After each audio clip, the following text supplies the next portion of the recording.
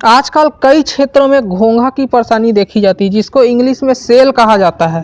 तो ये घोंघा फसलों को काफ़ी ज़्यादा नुकसान पहुंचाते हैं और इसकी जीवन काल भी काफ़ी ज़्यादा लंबी होती है। एक अनुमान के मुताबिक 5 से 10 वर्ष इसकी जीवन काल होती है और इसके ऊपरी भाग में एक आवरण लगी होती है जिसे सेल कहा जाता है। तो चलिए अब डिटेल में जानने का प्रयास करते हैं कि घोंघा क्या है, इससे फसलों को क्या क्या नुकसान होता है।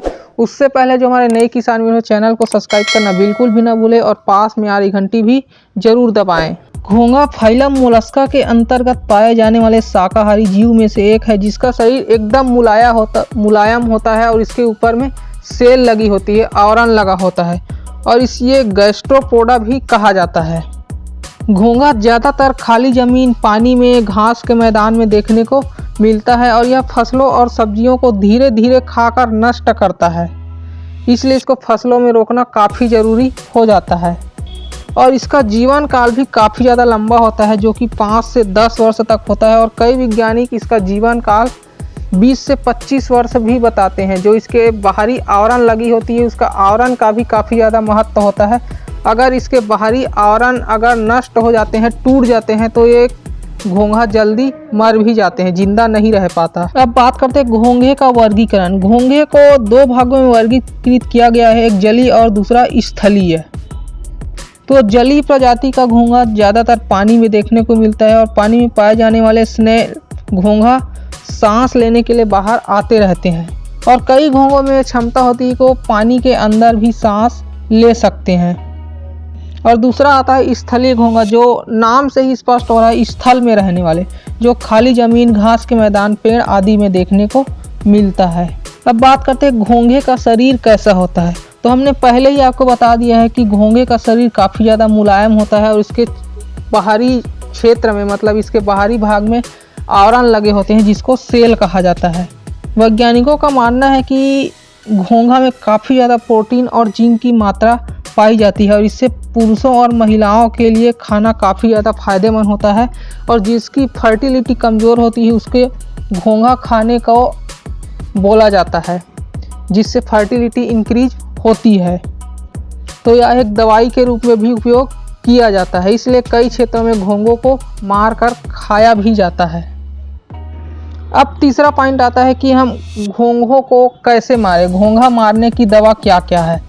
तो घोंघा को हम सामान्य जुगाड़ द्वारा और जैविक विधि या फिर रासायनिक विधि द्वारा नियंत्रित कर सकते हैं। इसको नियंत्रित करना उतना ज़्यादा परेशानी नहीं है, आसानी से नियंत्रित हो जाता है। तो सबसे पहला हम सामान्य जुगाड़ द्वारा घोंघों को नियंत्रित करने का तरीका बताते हैं। इसका सबसे असरदार तरीका है कि आपके घर में अगर घोंघे का प्रकोप हो गया है, आपकी बाड़ी में, बकरी में घर घोंघे का प्रकोप दिख रहा है, तो सबसे अच्छा तरीका है कि आप इसको एक बाल्टी ले लें, उसमें हाथों से बीन कर इसको डाल दें, क्योंकि इसको पकड़ने से घोंघा अपने शरीर को अंदर ले लेता है और हाथ में पकड़ने से एक किसी भी तरह का नुकसान नहीं होता।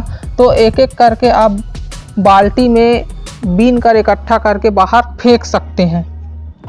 और दूसरा तरीका है कॉफ़ी, जो हम सामान्यतः पीते हैं कॉफ़ी, तो इसमें कॉफ़ी में कैफीन की मात्रा पाई जाती है। तो इस तरह से अगर हम कॉफ़ी की भी छिड़काव करते हैं अगर घोंघा में, तो बहुत जल्दी मर जाता है।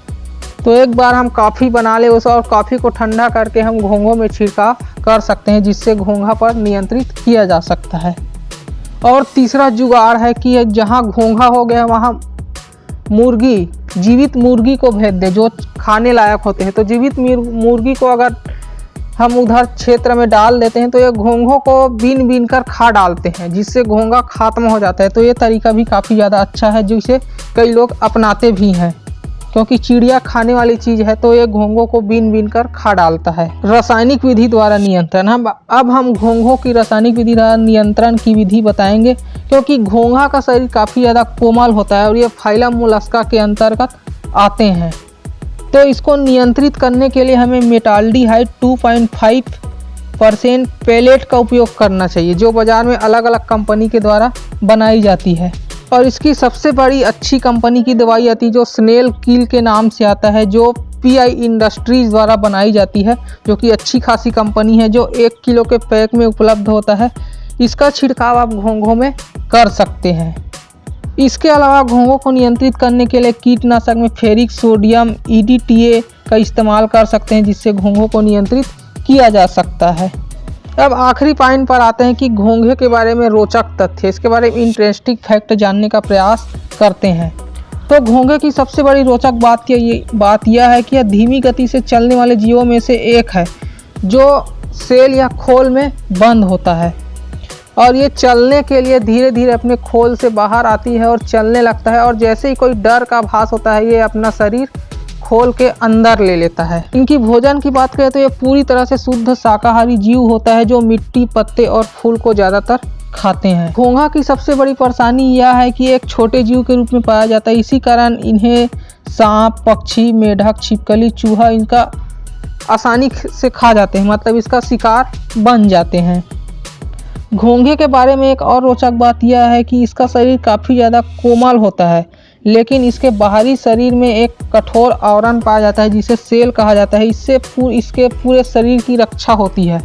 तो ऐसे में अगर इसके खोल में थोड़ी सी भी दरार आ जाती है तब तो यह जीवित रह सकता है, लेकिन अगर इसके खोल नष्ट हो जाते हैं, टूट जाते हैं, तब स्नेल जीवित नहीं रह पाता, यह मर जाता है।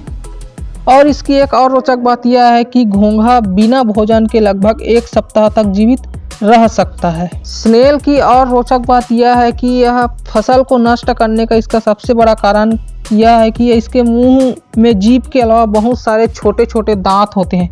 इसी वजह से यह फसलों को नष्ट करते रहता है। तो किसान साथियों, यह रही हमारे द्वारा दी गई घोंघे के बारे में कंप्लीट जानकारी।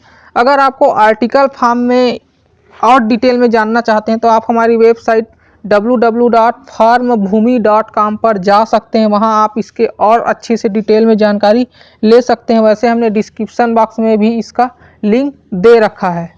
तो वीडियो हमें कैसी लगी हमें कमेंट करके ज़रूर बताएं, और आप हमारे यूट्यूब चैनल पर भी नए हो तो चैनल को सब्सक्राइब करना बिल्कुल भी ना भूलें। तब तक के लिए जय हिंद।